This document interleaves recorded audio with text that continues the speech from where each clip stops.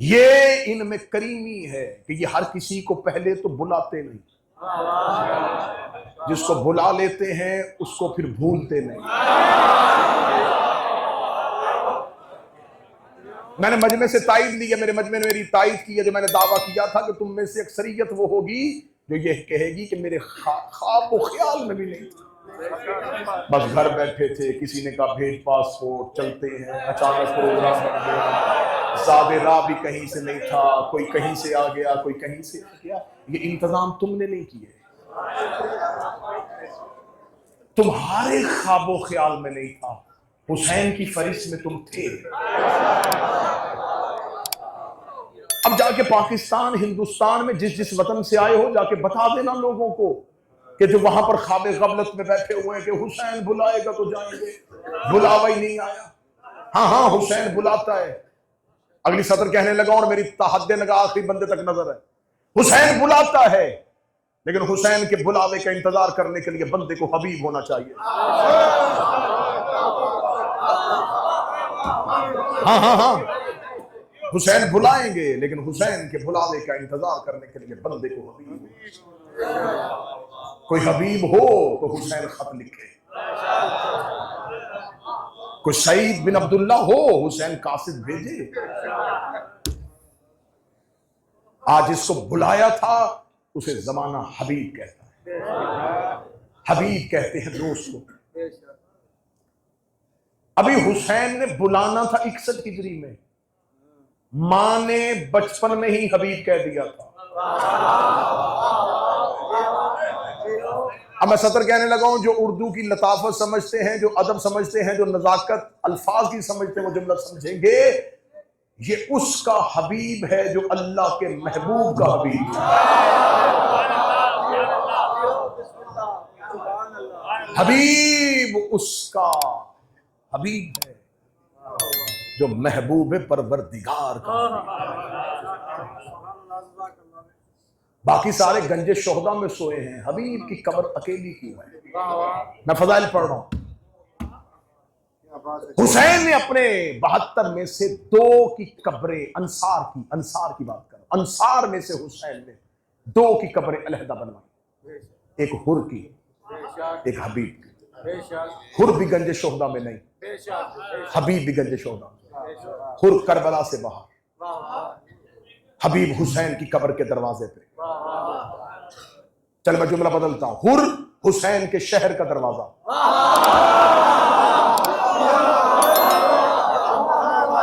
हबीब हुसैन की कब्र का दरवाजा।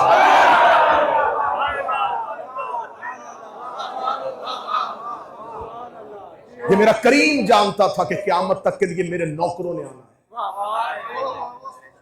अगर हुसैन अब्बास को करबला के बाहर बैठाते, नौकर डर जाते, गुनहगार कांप जाता, कैसे करबला में जाऊं, शहर के बाहर अब्बास बैठा। उसने शहर के दरवाजे पे उसे खड़ा किया जो एक रात पहले तौबा करने आया। और करबला से बाहर खड़ा तुम्हें बुला रहा है, गुनाहों की वजह से पीछे ना जाना। ये बड़ा करीम है, ये गुनाह पूछता ही नहीं है।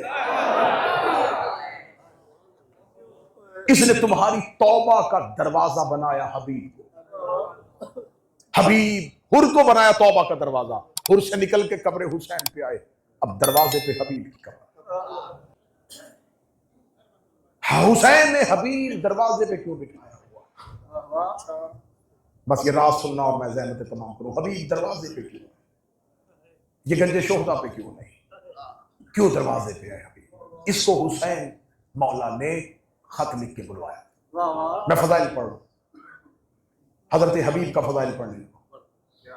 खत लिख के मेरे मौला हुसैन ने बुलाया, और जो खत लिखा उस खत को किसी किताब से ढूंढने की जरूरत तुम्हें नहीं, तुम करबला जाओगे, ये खत हबीब की कब्र पे लिखा है। हजरत हबीब की जर्री के अंदर देखना, हजरत हबीब की कब्र के ऊपर जो तख्ती है, जो तवीज है कब्र हबीब का, उस तवीज पे वो खत लिखा है जो हुसैन ने हबीब को लिखा था। उसमें मेरे मौला ने हबीब को सलाम किया है। अस्सलामु अलैका अय्युहर रजुल फकीह। वाह वाह वाह, जियो जियो। ये इरफान सुनो, पूरी मजलिस में सन्नाटा तारी हो जाए, खामोशी हो जाए, मुझे पल भर की फिक्र नहीं, ताकि मैं तुम्हारी रूह तक पहुंच सकूं। बेशक। हुसैन ने क्या लिखा? हुसैन ने कहा, ए मर्द फकीर, तुम पर मेरा सलाम। नजफ उल्मा का शहर, करबला उल्मा, रस्ते में चलते हुए तुम्हें उल्मा कराम मिलेंगे। पूछो ना, फकी किसे कहते हैं? वाह वाह। फकी उसे कहते हैं जो दीन की सूझबूझ रखता हो, वाह वाह, बेशक। जिसकी अलूम दीनिया पे दस्तरस हो, उसे फकी कहते हैं। जब मैंने हुसैन का अपने नौकर को खत पढ़ा तो उस खत पे लिखा था, ए मर्द फकी, तुम पर मेरा सलाम। बेशक। मैंने फकी का तर्जमा किताबों से ढूंढा तो किताबों ने कहा, जो दीन के बारे में जानता हूं उसे फकी कहते हैं। अब अगली सत्र में देने लगा। कोई आम इंसान किसी को फकी कहे और है,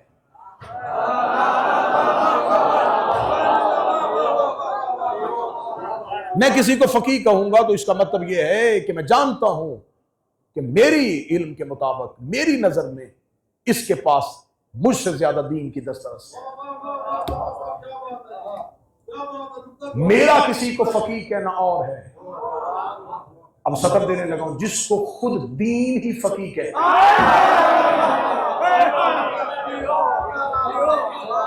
इसे फकी किसी मदीने के शख्स ने नहीं कहा।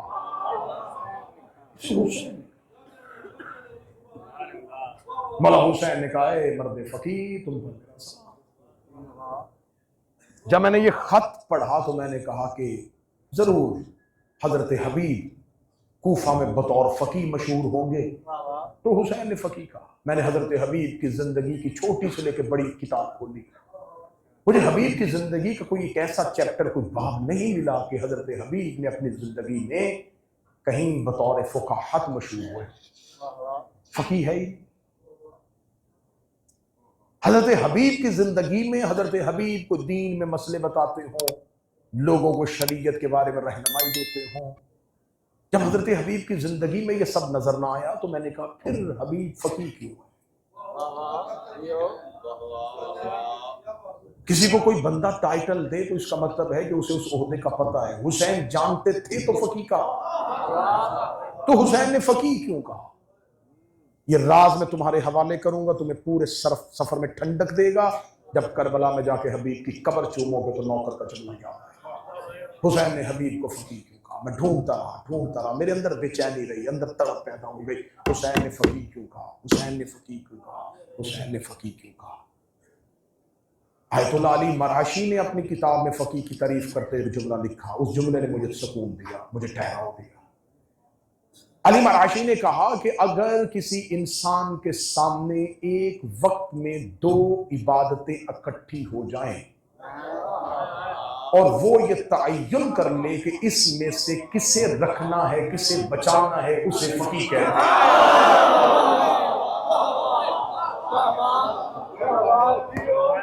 एक वक्त में दो इबादतें इकट्ठी हो जाए। अब ये आम इंसान के बस का काम ही नहीं, अब ये हमें फकी बताएगा। मैं नमाज पढ़ रहा था, यह छत गिर रही थी, मुझे डर था कि पीछे छत गिरेगी, कोई शख्स मर सकता है। अब मैं फकी से पूछूंगा, नमाज पढ़ूं या तोड़ के बंदा बचाऊं? मैं किनारे पे खड़ा था, मैं नमाज पढ़ रहा था, मुझे शक है कि यह बच्चा जो नदी में है, जो नहर में है, ये डूब सकता है। अब मैं क्या करूं? एक वक्त में जिसके सामने दो काम हो और उनमें से वो एक का तयन करे और दोनों ही वाजिब हो, उसे कहते हैं फकीह। मुझे लाइन मिल गई कि इसका मतलब है कि हबीब की जिंदगी पढ़नी पड़ेगी कि हबीब की जिंदगी में कौन सा ऐसा काम आया जिसमें हबीब ने एक का तयन किया था। महफिल में सन्नाटा चाहिए मुझे, बिल्कुल खामोशी चाहिए मुझे। मैं पहला खतीब हूं जो आपको ये कह रहा हूं कि नारा ना लगाना, दाद ना देना, खामोश रहना, ताकि ऐसा ना हो कि तुम्हारे शोर की वजह से कोई नतीजा ना सुन सके। क्यों कहा हबीब को फकीह? हजरत हबीब को खत लिखा, हबीब कूफा से चले। साथ कूफा का रहने वाला एक जवान भी है जिसका नाम सईद इब्न अब्दुल्लाह है। आशूर शुरू हो चुका है। इमाम हुसैन अलैहिस्सलाम ने ऐन मक्तल में बवक्त ज़ुहर हुसैन इब्न अली ने आवाज दी, आओ ज़ोहर की नमाज अदा करें। अब नमाज ज़ोहर की अदायगी है या कुछ न लिखा कि यह नमाज फजर की अदायगी है, जो भी थी नमाज हुसैन अदा करने के लिए। अब हुसैन ने उस नमाज को बाजमात पढ़ाना है।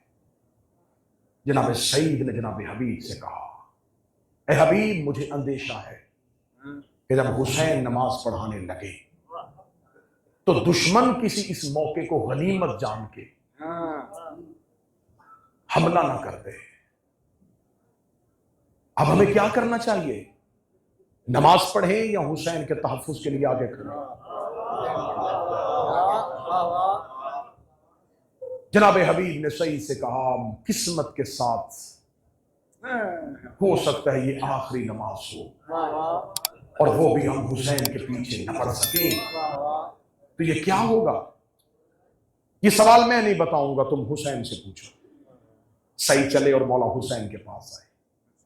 अब बिल्कुल हुसैन इब्न अली मुसल्ला इमामत पे आ चुके हैं और नमाज खड़ी होने वाली है, और सईद ने जाके अदब को भी सामने रखना है कि हर सवाल इमाम से करने वाला नहीं होता। जितना बड़ा आलिम दीन हो उतना अहम सवाल होना चाहिए। यहां पर लाके किसी मुजतहिद को, किसी मराजे को बिठा दिया जाए जो उलूम दीनिया का माहिर हो, और सामने से वो उठ के कहे कि किबला बताएं इमाम कितने। सवाल चेहरा देख के किया जाता है। अब सवाल सईद ने करना है हुसैन से। अब सवाल देखना जवानों। जनाब सईद आके मौला हुसैन के पास रोके, मौला एक शरई मसला है। हुसैन ने कहा सईद क्या? कहने लगा, अगर कोई तहफ्फुज़ काबा करता हुआ काबे के आगे खड़ा हो जाए,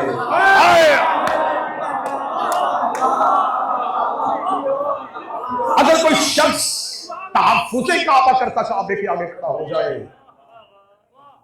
तो उसका ये अमल क्या कहलाएगा?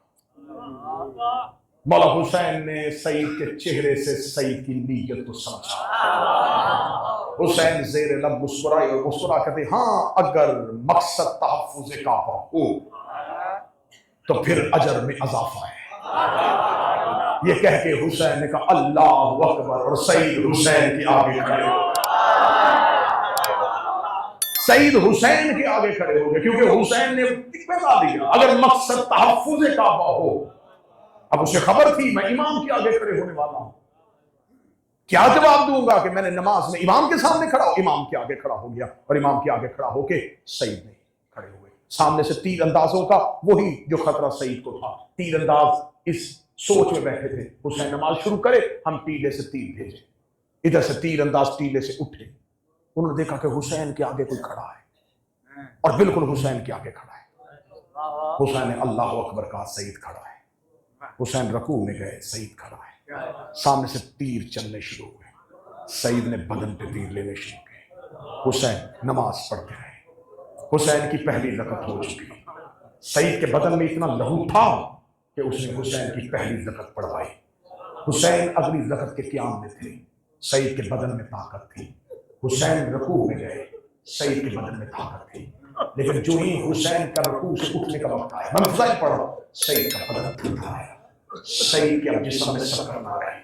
सईद का बदन गिरने वाला था और हुसैन रकू से उठने वाले थे। अब हुसैन का सर उठना है और सईद ने गिरना है। सामने से तीर आ रहे हैं।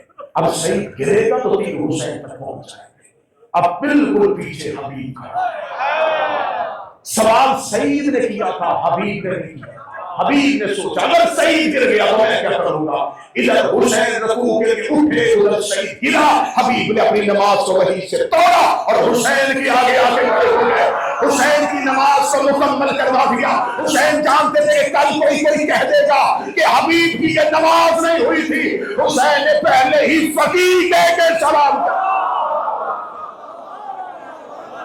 तू फकीह है, तू जानता है कि किस वक्त में क्या था।